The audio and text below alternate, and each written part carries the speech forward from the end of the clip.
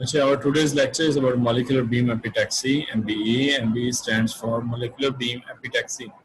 Molecular beam epitaxy के presentation में सबसे पहले आउटलाइन जो है हमारे पास प्रेजेंटेशन की वो क्या है। सबसे पहले इंट्रोडक्शन होगा जिसमें हम डिफाइन करेंगे what is epitaxy and epitaxy techniques. दूसरे नंबर पे working principle of MBE molecular beam epitaxy, working conditions क्या है मोलेकुलर बीम एपिटैक्सी की, setup and operation of molecular beam epitaxy, और फाइनली हम डिस्कस करेंगे रिजल्ट्स एंड कंट्रोल मैकेनिज्म्स जो epitaxy जहाँ पे ये टेक्निक अप्लाई की जाती है, और फिर finally benefits and drawbacks of MBE which is molecular beam epitaxy. Okay, finally we'll go for the applications and conclusion of this presentation. So to start with this molecular beam epitaxy, first of all let me have some of your questions.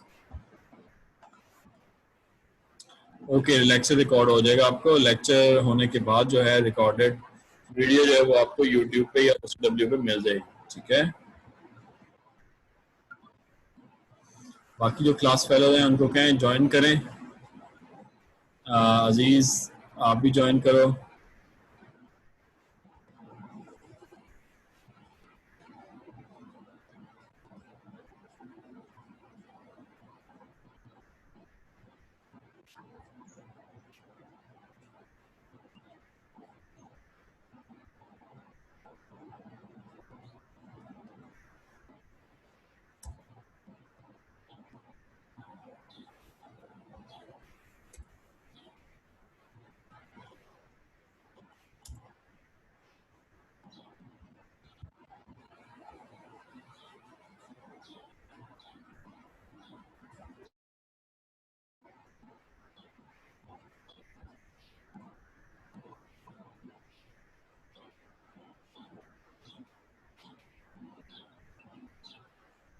मुझे सब online आ गए हैं, अभी कुछ बच्चे रह गए हैं।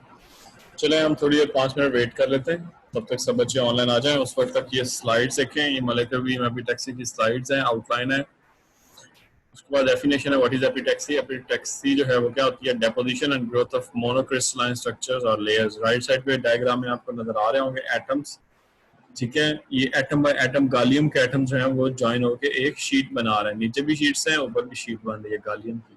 तो ये है ये है MBE ग्रोथ मैकेनिज्म, यानी molecular beam epitaxy growth mechanism, ठीक है। Molecular beam epitaxy growth mechanism में आपके पास एटम बाय एटम या मॉलिक्यूल बाय मॉलिक्यूल स्ट्रक्चर जो है वो ज्वाइन होके बिल्ड होता है, शीट्स बन रही हैं, ठीक है। जैसे ये यहाँ पे भी MBE ग्रोथ मैकेनिज्म है, ये भी शीट्स बन रही है। यहाँ पे सिंगल एटम है तो ये एटॉमिक लेयर जो है वो डिपॉजिट हो रही है। तो बेसिकली एपिटैक्सी जो है एटॉमिक लेयर को डिपॉजिट करने के लिए इस्तेमाल की जाती है। तो epitaxy growth results in monocrystalline layers differing from deposition which gives rise to polycrystalline bulk structures. Epitaxy steps types होमोएपिटैक्सी और हेटेरोएपिटैक्सी होती है। होमो से क्या मुराद है, जब आपके पास सबस्ट्रेट और मटेरियल जो है वो सेम काइंड के हों, यानी जो आपका सबस्ट्रेट जिस मटेरियल से बना है, फॉर एग्जांपल सिलिकॉन के ऊपर सिलिकॉन डिपॉजिट हो रही हो तो ये आपके पास होमोएपिटैक्सी होगी, और अगर सिलिकॉन के ऊपर गालियम डिपॉजिट हो रहा है तो ये आपके पास हेटेरोएपिटैक्सी होगी। या फॉर एग्जांपल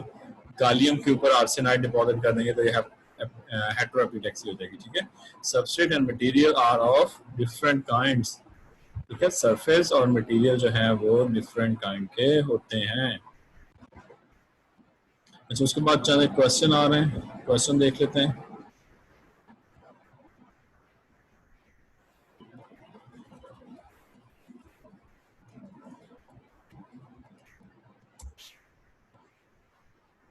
अगर लेक्चर तो ठीक है, लेक्चर के बाद आप ज्वाइन कर लें। उसके बाद देखिए वेपर फेज एपिटैक्सी है VPE, molecular beam epitaxy MBE, और लिक्विड फेज एपिटैक्सी भी होती है LPE, ठीक है। इसके रिलेटेड नोट्स भी हैं, और ये देखें वर्किंग प्रिंसिपल जो है वो भी एक्सप्लेन किया गया है, किस तरह वर्किंग प्रिंसिपल है। टिपिकल MBE सिस्टम है, ये देखें डायग्राम में ये आपको यहाँ पे दिखाया गया है। सबस्ट्रेट को इधर रखते हैं, उसके बाद ये रीड है, रीड गन जो है, ठीक है, ये यहाँ पे लगी है। स्पेक्ट्रोमीटर इधर लगा हुआ, mass spectrometer. Liquid nitrogen cryo panel यहाँ पे लगा हुआ कूल डाउन करने के लिए, और यहाँ पे ये वैक्यूम पंप है, ठीक है। तो अंदर क्या है आपके पास, वैक्यूम है। फिर ये फ्यूजन सेल्स हैं डिफरेंट टारगेट मटेरियल्स के साथ, ठीक है। जो भी मटेरियल आपने डिपॉजिट करवाना है उसका टारगेट मटेरियल जो होता है वो यहाँ पे मौजूद होता है। यहाँ से फिर विंडो ओपन होती है, शटर ओपन होता है, और वो जाके डिपॉजिट करना शुरू कर दो। इससे रिलेटेड मैंने वीडियो भी आपको दी हुई है, सीआर के पास भी होगी, नुमान खान के पास भी होगी, ठीक है।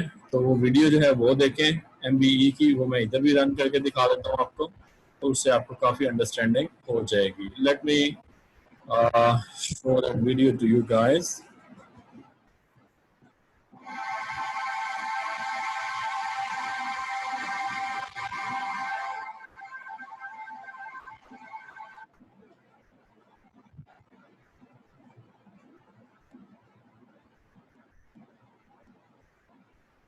ये वीडियो है उसकी, ये देखें।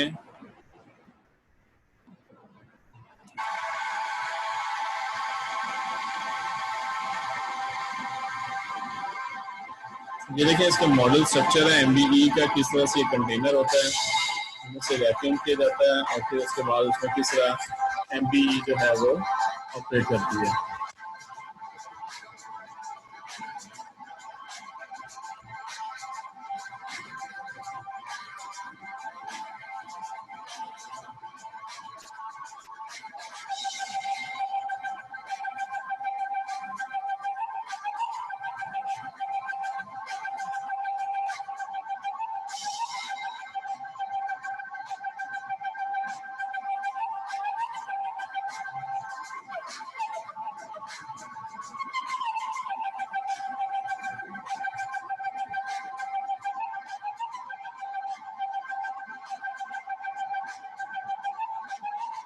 ये सबस्ट्रेट है आपका,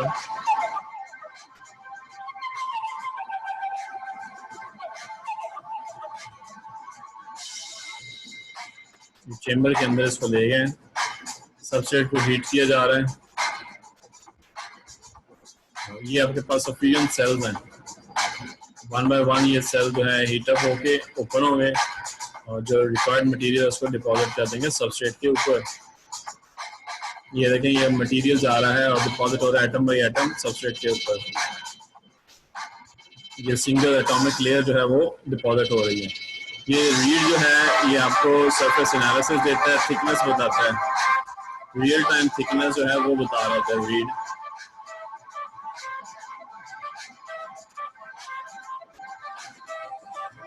ये एक्सरे डिफ्रैक्शन है, डिफ्रैक्शन भी आपको फौरन मिल जाती है, आपको पता चल जाए आपका मटेरियल कितना डिपॉजिट हुआ है और कौन सा हुआ है, उसका क्रिस्टलाइन स्ट्रक्चर क्या है।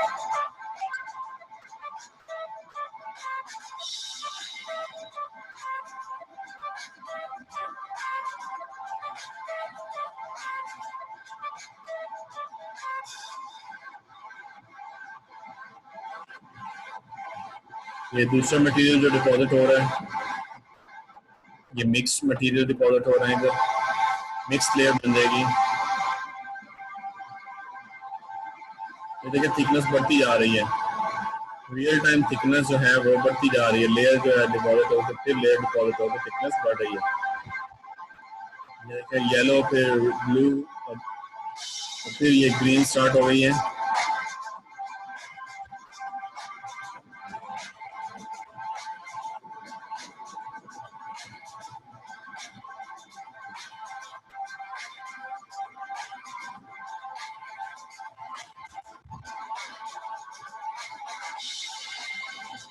देखिए ये रिजल्ट्स हैं आपको जो मिलते हैं, रिजल्ट से आप इसको एनालाइज कर सकते हैं कि कौन सा एटम कहाँ पे मौजूद है। ये ऑक्सीजन के लिए, टाइटेनियम के लिए ग्रीन और स्ट्रॉन्शियम के लिए ब्लू, ठीक है। तो इसको आप फॉल्स कलरिंग के साथ इसको शो करवाते हैं।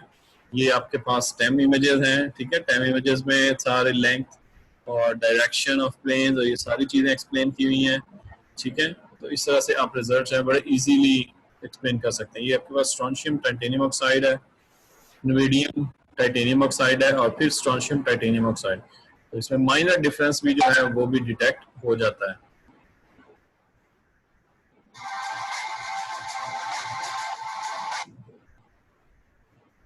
अच्छा, उसके बाद वापस आ जाएं शेयरिंग पे, ये हम वापस आ गए, ठीक है।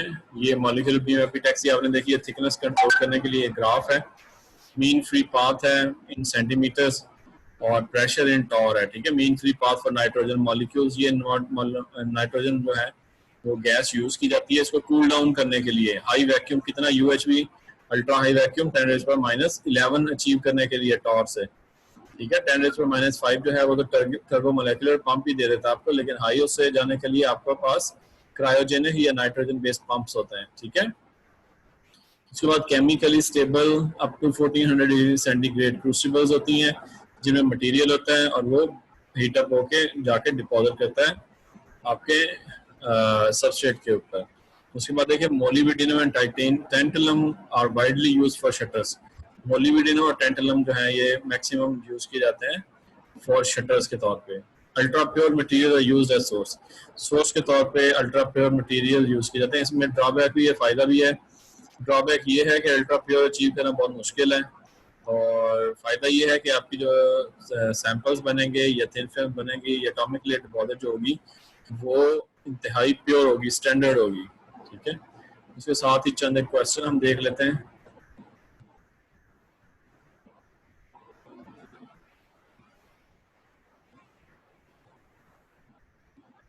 बच्चे मास स्पेक्ट्रोमीटर जो है वो एलिमेंट के बारे में बताता है, यानी कौन सा एलिमेंट जो है वो डिपॉजिट हुआ है या कौन सा एलिमेंट जो है वो प्रेजेंट है मटेरियल के अंदर, ठीक है।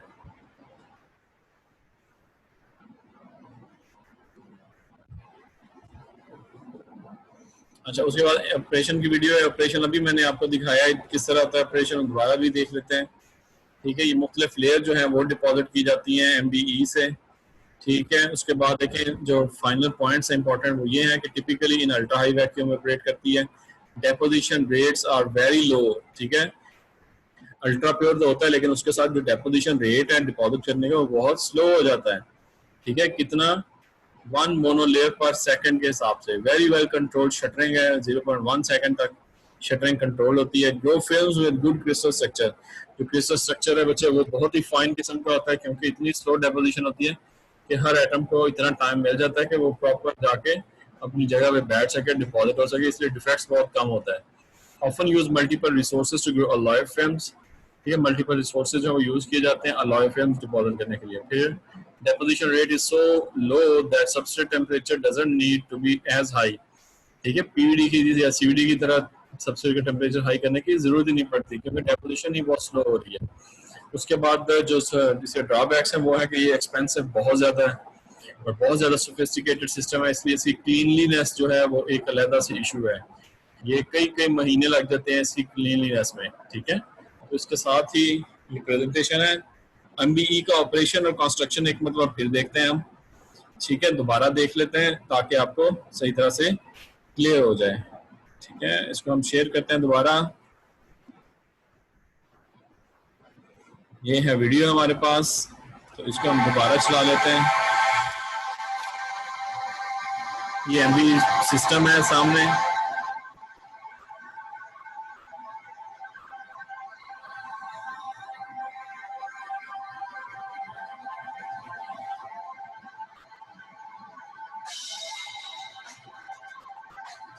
देखें गौर से, आपको ज्यादा समझ आएगी। इसको ब्रेक कर करके रोक रोक के आप देख सकते हैं। जब आप खुद देखें तो इसको स्टॉप कर करके आप एक एक इसका एंगल पे जो है इसका डिजाइन, इसका कंट्रोल, सारी चीजें देख सकते हैं, ठीक है। वैक्यूम सिस्टम, सारी चीजें आपको नजर आ रही हैं एनिमेशन में।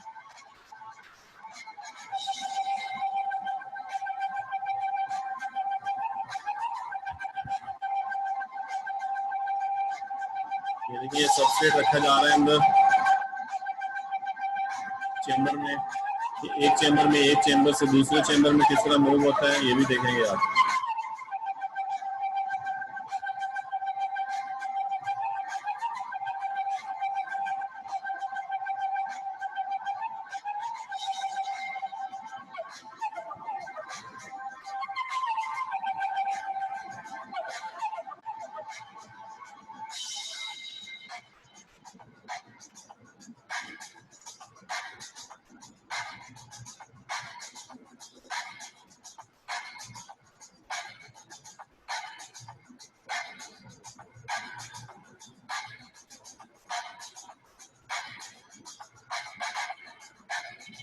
ये देखिए मटेरियल की डेपोजिशन जो है वो हो रही है।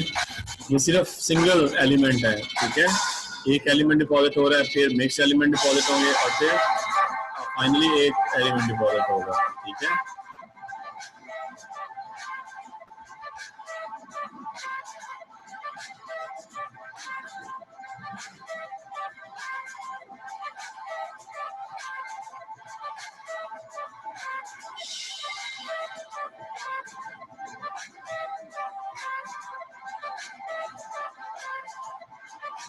ये वेल ओपन हो रहा है, देखें।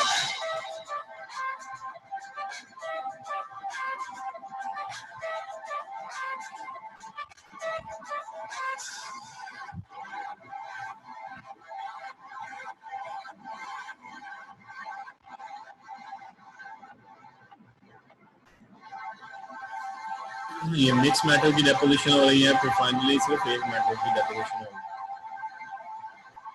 देखिए किधर से भी आ रहा है, इधर से भी आ रहा है, तो ये मिक्स डेपोजिशन हो रही है, ब्लू कलर बन रहा है।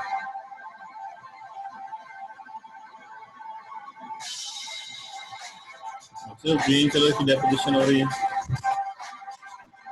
ये देखिए ये दूसरे जो एलिमेंट आ रहा है ये बंद हो जाएगी डेपोजिशन, सिर्फ एक एलिमेंट आ जाएगा, जैसे एक से दो।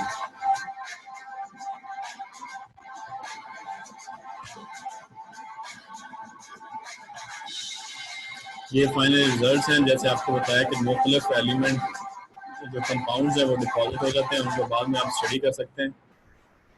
और इसके साथ ही हम आज का लेक्चर जो है वो एंड करते हैं इंशाल्लाह। आई होप कि आप सबको ये लेक्चर समझ आया होगा, इसको हम मज़ीद डिस्कस कर लेते हैं। और जो भी आपके क्वेश्चन आंसर्स हैं वो आप बच्चे मेरे साथ शेयर कर सकते हैं व्हाट्सएप पे, ठीक है। व्हाट्सएप पे क्वेश्चन पूछ सकते हैं, लेकिन कोशिश करें ऑफिशियल टाइम में पूछें, ठीक है। तो ये है आज का लेक्चर, हम वापस मूव करते हैं।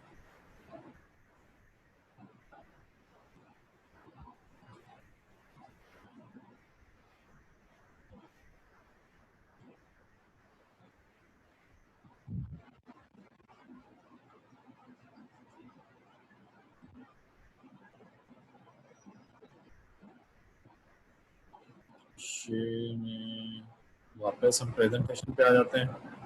ये प्रेजेंटेशन है अभी जो हमने प्रेजेंट किया, ठीक है। इसको आप गो थ्रू करेंगे अच्छी तरह और वीडियो देखेंगे तो इंशाल्लाह ये सारे के सारे आपके जो क्वेश्चन आए आंसर हैं, क्वेश्चन जो हैं वो क्लियर हो जाएंगे, ठीक है। तो इसके साथ ही लेक्चर हम आज का एंड करते हैं। तब तक के लिए, कल तक के लिए अपना ख्याल रखिए। अस्सलाम वालेकुम एंड अल्लाह हाफिज़।